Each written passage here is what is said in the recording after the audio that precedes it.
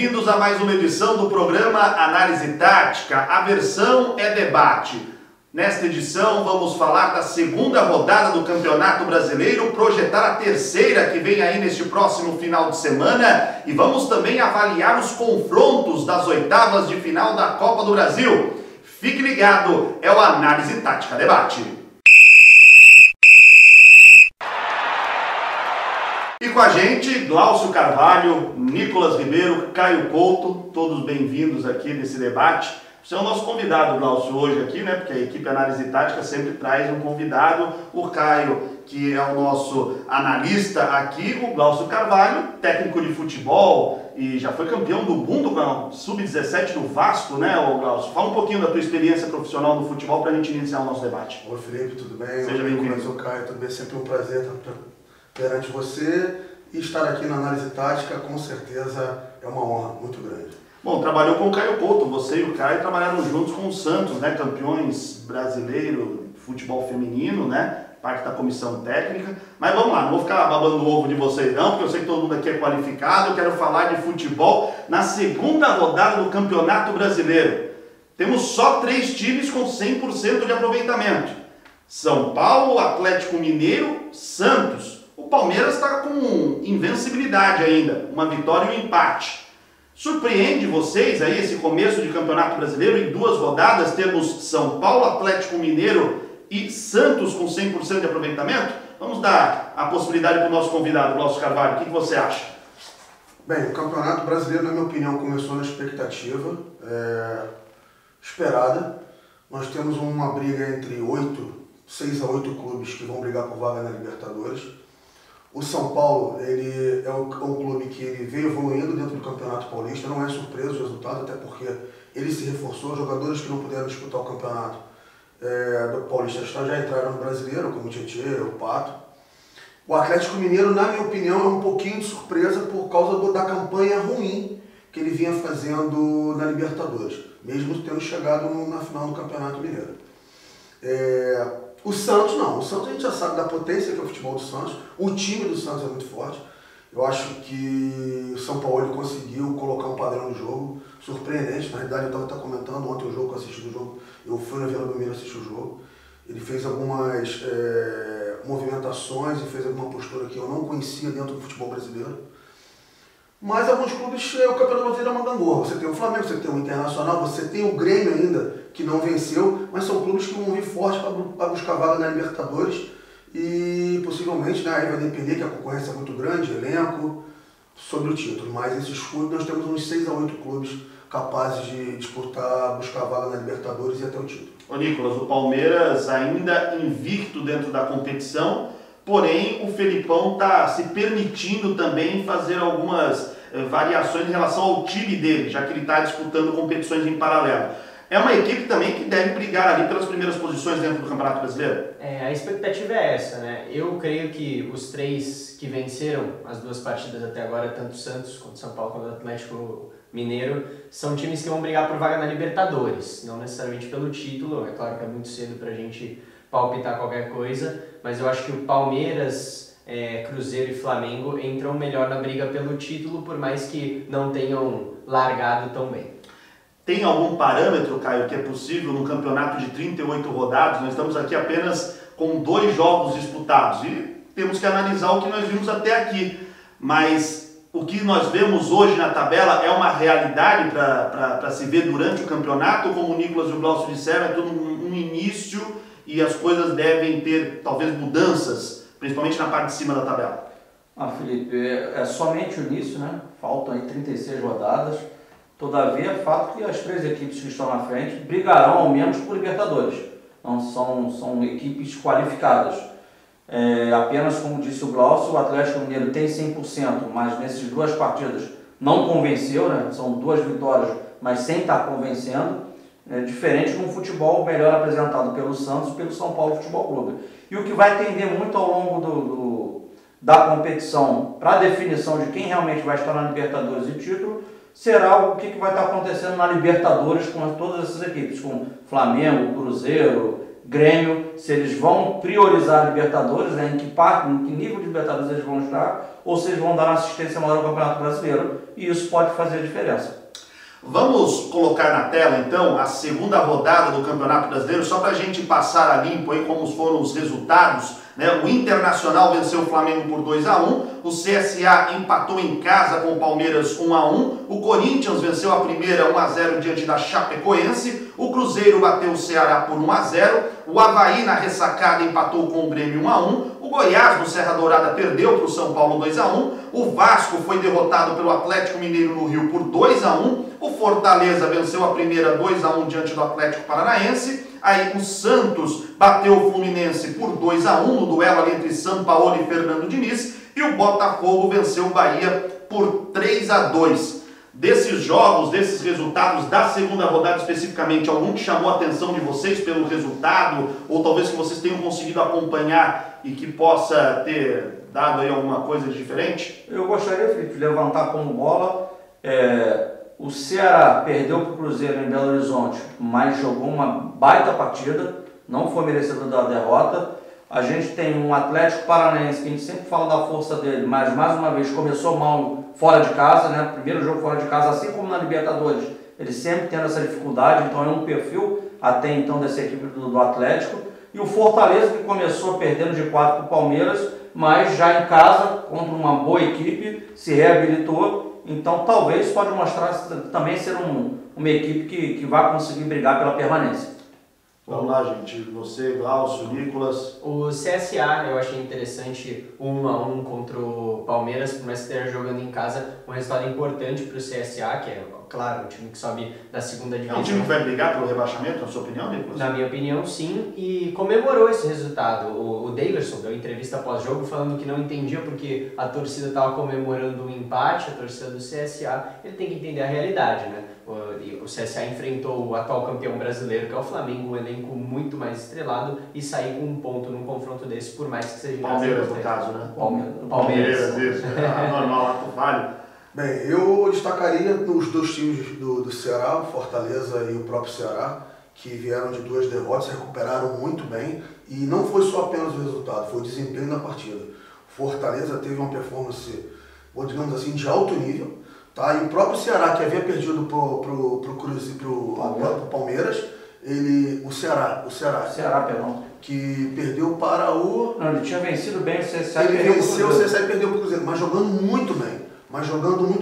São equipes que entraram no campeonato, iniciaram o campeonato para buscar não serem rebaixados novamente, se manter na primeira divisão, mas que já estão apresentando um futebol de alto nível. Para mim, essas foram as surpresas da rodada. O Ceará obrigando o Fábio a fazer milagres. Sim, né? exatamente, pressionando o Cruzeiro, que é um dos grandes favoritos a título não só de brasileiro, como de Libertadores. Caio?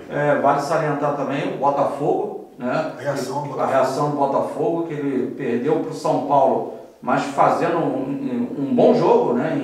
Impostando o seu ritmo, a sua metodologia, e conseguiu agora uma vitória frente ao Bahia. E um destaque, acho, negativo até o presente momento, dos clubes do Rio, o Vasco, que não pontua e não vem jogando bem, e o Fluminense também não tendo pontuado, mas pelo menos com toda a sua dificuldade técnica, mas frente ao Santos na Vila Belmiro, demonstrou uma equipe que também tem uma proposta de jogo, e eu creio que possa, de repente, dar uma melhorada na competição. Minha expectativa para essa primeira rodada do Botafogo era menor que a do Vasco, mas o Botafogo, nessa última rodada, demonstrou um poder de reação muito grande nesse jogo contra o Bahia, conseguindo a vitória na raça.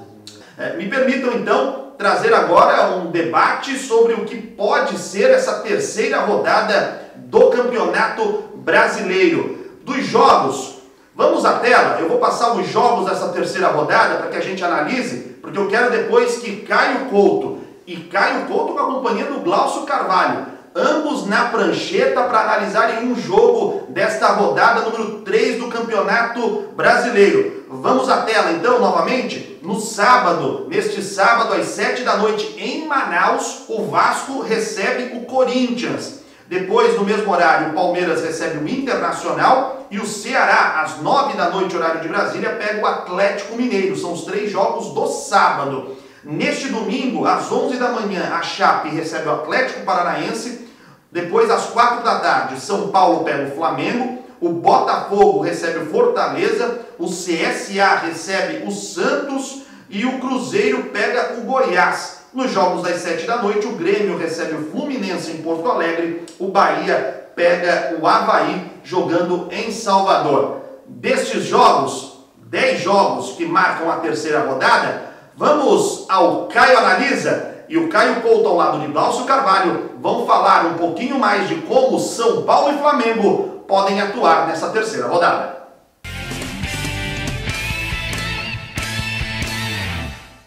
Então temos o São Paulo aqui representado por azul. O que o São Paulo faz quando tem a posse de bola? É um clássico 4-2-3-1. Na verdade são esses 3 jogadores e hoje esse jogador aqui mais centralizado. A equipe de São Paulo se posta assim na sua organização ofensiva, não é isso, Glaucio? É isso, com uma linha de 4, 2 volantes, mas é um time que tem muita mobilidade da frente.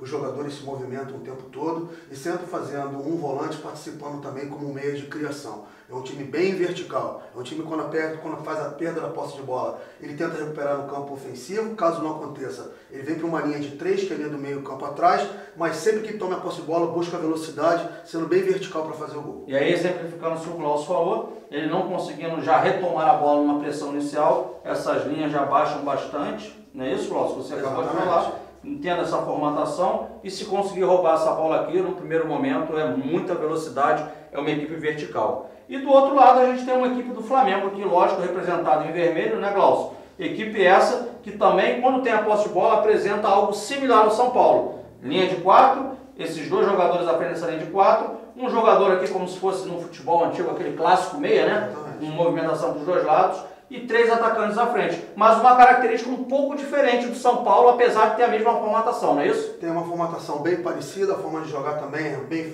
parecida, contudo é um time um pouquinho mais fixo dentro do campo. É um time que prioriza muito mais a posse de bola e a individualidade do jogador. O São Paulo ele tem um pouco mais de mobilidade, vai ser um jogo talvez do coletivo contra o individual. Individual, isso que o Glaucio fala, né, para deixar mais claro para quem nos acompanha. Esse jogador de ataque ele cai muito por esse setor do campo, esse jogador também muito por aqui e esse mais setorizado aqui. Ou seja, a gente não vê essas trocas de posições, né, com infiltrações de quem vem de trás, como a gente consegue enxergar na equipe do São Paulo. Caio Couto, Glaucio Carvalho, uma aula tática para você que gosta desses detalhes do futebol. São Paulo e Flamengo é o jogo para gente ficar atento ali. É um confronto de Cuca de um lado, Abel Braga do outro. Quem é? Vocês falaram taticamente aí, Glaucio, mas se for para dizer quem é o favorito... Olha, se falasse há 3 semanas, há 4 semanas atrás, eu cravaria o Flamengo como o favorito. Mesmo jogando em São Paulo.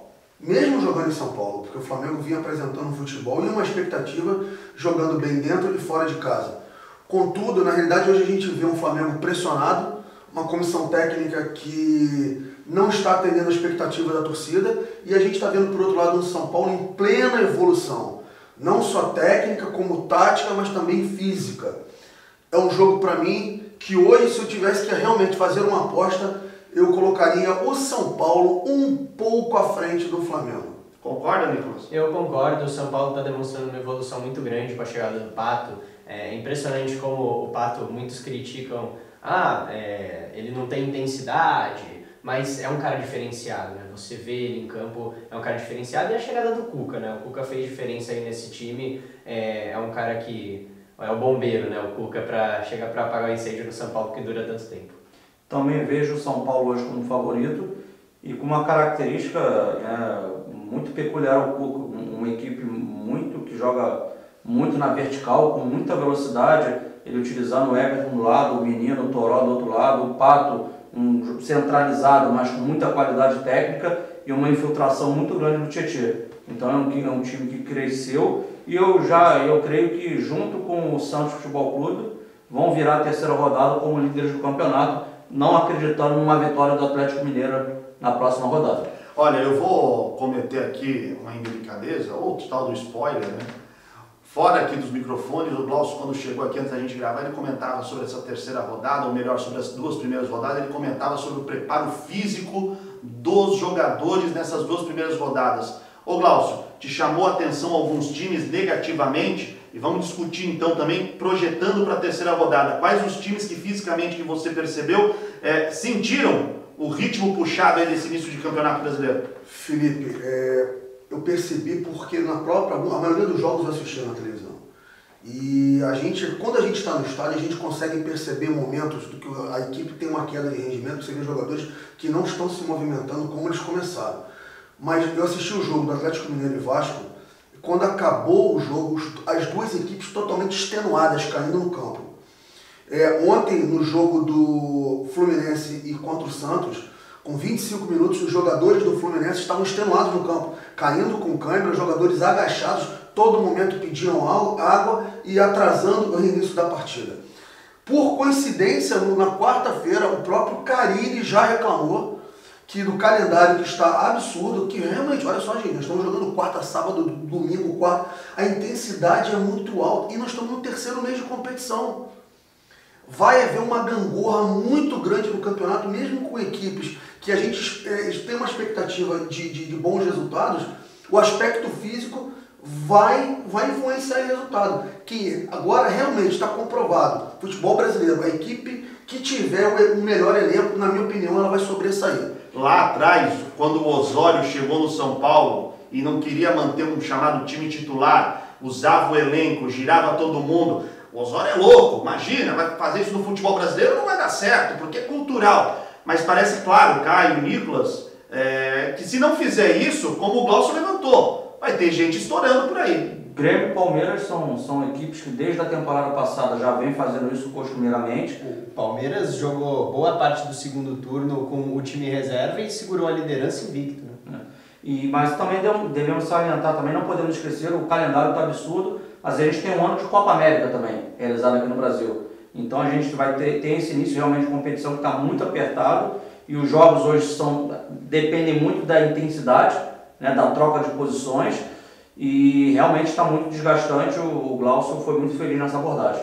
Deixa eu pedir para vocês então, para a gente fazer esse pente fino na terceira rodada. Glaucio, Vasco e Corinthians em Manaus, quem passa? Quem vence para você? Olha, duas equipes desgastadas, né? Totalmente desgastadas. Fazer uma viagem só até Manaus, não né? Não é só a viagem é desgastante. E o clima? Nós já jogamos, eu e o Pedro já jogamos com o quem Santos. já teve em Manaus. Uma unidade absurda. Isso. Eu vou falar que pela fase e pelo elenco, o Corinthians favorito. Nicolas. 1-0 Corinthians. Caio. Empate. Bom, eu acho que vai dar Vasco lá, eu gosto do seu do contra, tá? Dar moral pro Vasco. Palmeiras e Internacional, jogo na capital paulista. Palmeiras. Nicolas. Outro grande jogo, eu acho que dá empate. Caio. Palmeiras. Dá empate pra mim. Ceará e Atlético Mineiro. Olha, um dos jogos talvez mais disputado da rodada. Você tem um Atlético Mineiro que está numa evolução, porém, que é o assunto que nós acabamos de abordar, saiu totalmente desgastado do jogo contra o Vasco. Ceará 2-0. Ceará. Caio. Pelo que apresentou na competição até o momento, apesar de ter perdido o jogo, Ceará. Eu vou no empate, o Atlético vai arrancar um pontinho lá em Fortaleza. Jogo do domingo de manhã, Chapecoense e Atlético Paranaense lá em Chapecó. Olha, outra pedreira para você apostar em resultado. O Atlético Paranaense está num ano muito bom, Chapecoense vem de uma derrota, vai buscar o resultado. Vou botar um empatezinho. Atlético. Caio. Chapecoense. Vou de chato também. Vamos lá, São Paulo e Flamengo, vocês já falaram, né? Botafogo e Fortaleza. Oxe, Botafogo e Fortaleza. Jogo é no Rio. Botafogo ganhou, Fortaleza também vem numa evolução. Rapaz, eu acho que o Fortaleza tem uma possibilidade muito grande de ganhar esse jogo. Zebra? É uma zebra. Não é zebra não. Não é zebra? Pô, tá jogando no Rio. Não, mas o Botafogo ainda tá aprendendo a forma do novo treinador. Fortaleza para mim, 1-0. Eu também vou junto com o Glaucio nessa. Caio. A responsabilidade é do Botafogo. A torcida, face a essa vitória, se empolga. Como o Glaucio falou, é o início de um trabalho de um treinador contra um outro treinador, por mais que esteja um elenco, digamos assim, não tão vasto, mas tem um trabalho consolidado. Então, pode dar Fortaleza sim. Eu vou de Botafogo, né? O time da casa. CSA e Santos em Maceió. Santos. Eu acho que como a gente vinha discutindo, tem a variação de elenco, o São Paulo ele se vira como pode com a variação tática também, sempre surpreendendo minutos antes do jogo com o elenco que vai entrar em campo. Eu acho que dá Santos 2-1 também. Santos. Eu vou de empate lá em Maceió. Cruzeiro e Goiás, jogo no Mineirão. Olha, pela qualidade, aí o mando de campo acho que vai pesar muito, de duas equipes jogaram no meio de semana com muita intensidade, com muita velocidade. Cruzeiro favorito, Cruzeiro 2-0. 3-1 Cruzeiro. Cruzeiro. Olha, é o segundo jogo seguido do Cruzeiro, né? Eu vou de Cruzeiro também. Olha, Pensaram que eu ia comentar. Grêmio e Fluminense lá em Porto Alegre. Grêmio favoritíssimo na vitória. 2-3-0 o Grêmio. O Fluminense não faz gol. O Fluminense nem faz gol no Grêmio. O Grêmio está precisando vencer já no Campeonato Brasileiro nessa terceira rodada, 2-0. Caio. Grêmio, e uma pena que o Fernando Diniz é um técnico diferenciado. Ele é um cara que não joga apenas para perder o jogo. É algo que a gente precisa no futebol brasileiro, mas ele pode começar para ganhar o jogo, talvez. Pode começar a ter seu trabalho contestado. Eu acho que com 3 derrotas vai ser difícil. Eu queria te falar um pouquinho do Fluminense ontem, que também não foi nem um pouquinho efetivo. Bahia e Avaí que fecha essa terceira rodada. Glaucio, Bahia e Avaí. Bahia está com um time muito bem armado, foi sequência do Roger trabalho. Machado. O Roger Machado deu sequência no trabalho que estava sendo realizado. Favorito para mim, Bahia. Bahia 2-1. Gosto do Bahia, 1-0. Bahia vence o jogo. Ele falou bem da sequência do Roger Machado. E aí eu vou abrir o parênteses e dar os louros ao trabalho do Anderson Moreira, que é o trabalho que ele fez no Bahia e que ele vem agora implementando também no Ceará, que também tinha um bom trabalho já deixado pelo Lisca, mas ele já pegou o Ceará e está mostrando o Ceará forte. Eu vou de empate lá em Salvador. Bom, passamos o pente fino na segunda e na terceira rodada, mas nós vamos abordar também para você Copa do Brasil. As oitavas de final já têm os seus confrontos definidos. Vamos na tela para você ver aí quem enfrenta quem nessas oitavas de final da Copa do Brasil. Falta um jogo ainda da quarta fase para que todos os confrontos estejam 100% definidos. O Vila Nova vai encarar o Juventude no próximo dia 7 de maio, na próxima terça-feira. O jogo de ida foi 0-0, então aí não tem gol qualificado. O Vila Nova e Juventude ainda vão decidir aí quem passa, é o último classificado às oitavas. Inter e Paysandu, primeiro jogo em Porto Alegre. Corinthians e Flamengo, primeiro jogo na capital paulista. O Atlético Mineiro pega o Santos, primeiro jogo em Belo Horizonte. Quem sair de Juventude ou Vila Nova vai encarar o Grêmio. E aí o primeiro jogo ou será em Caxias do Sul ou em Goiânia. O Grêmio decide essa classificação em Porto Alegre. O Sampaio Correia vai receber o Palmeiras no jogo de ida lá no Castelão, no Maranhão, né? O Fortaleza vai pegar o Atlético Paranaense, o primeiro jogo no Castelão, no Ceará. O Fluminense recebe o Cruzeiro, o primeiro jogo no Rio, o jogo de volta em Belo Horizonte. E o São Paulo fecha as oitavas de final, né? Primeiro jogo no Morumbi, o segundo na Arena Fonte Nova. Né? Para a gente poder passar aí um pano rápido pela Copa do Brasil, são esses os confrontos. Até para não deixar o Glaucio com aquela vontade de falar um pouco mais do Fluminense, que ele viu nesta última quinta-feira pelo Brasileiro. Um Fluminense que está jogando os pontos corridos e que pode ter o trabalho do Fernando Diniz contestado dependendo do que aconteça nesse próximo final de semana. Vai ter dificuldade no mata-mata de Copa do Brasil, o Fluminense que vai pegar o Cruzeiro, Glaucio? Com certeza, foi o que a gente falou no início do programa. Estão prevalecendo os elencos, não só a qualidade, mas também agora a quantidade. E se você comparar no prosseguimento desse campeonato, começa Campeonato Brasileiro, Copa do Brasil, Libertadores, alguns times jogando Sul-Americana, vai pesar muito o elenco. Cruzeiro, para mim, favorito.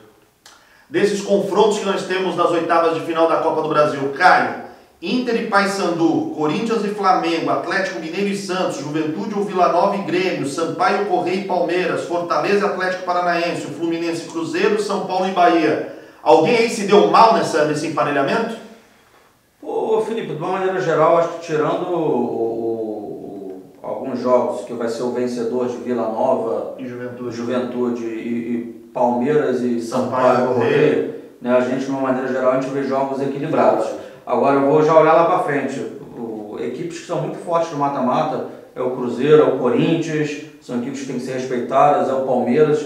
Então acho que passa muito por aí um provável vencedor dessa Copa do Brasil. São equipes que sabem jogar competição de mata-mata. Ô Nicolas, temos um clássico do futebol brasileiro nessas oitavas de final, Corinthians e Flamengo. Não tem favorito, ou tem? Grande jogo. O Flamengo tem o elenco mais forte, vai depender muito do que vai acontecer na Libertadores, para o Flamengo dar uma priorizada na Copa do Brasil, mas o Corinthians sabe jogar mata-mata, então eu acho que isso equilibra o confronto. Sem dúvida nenhuma, ainda vamos saber sobre datas e horários dos confrontos das oitavas de final, mas vamos ter aí, em outros debates, umas análises mais aprofundadas. Quanto mais próximo das partidas, você vai tendo uma análise mais aprofundada da nossa equipe, análise tática e dos nossos convidados para falar desta Copa do Brasil. Glaucio Carvalho, foi um prazer tê-lo aqui com a gente. Bom, sempre um prazer estar com vocês, uma equipe maravilhosa, com competência. Muito obrigado, um abraço a todos. Nicolas, valeu. Valeu, sempre debate de qualidade e até a próxima. Caio Couto. Obrigado aos amigos aí pela presença e um grande abraço a vocês que sempre nos acompanham. Não esqueça, gente, chame os amigos, compartilhe nossos vídeos, peça para que o pessoal se inscreva e aperte o sininho para receber notificação, dê likes. Isso é muito importante para que a gente sempre possa trazer um conteúdo de qualidade para você. Um forte abraço.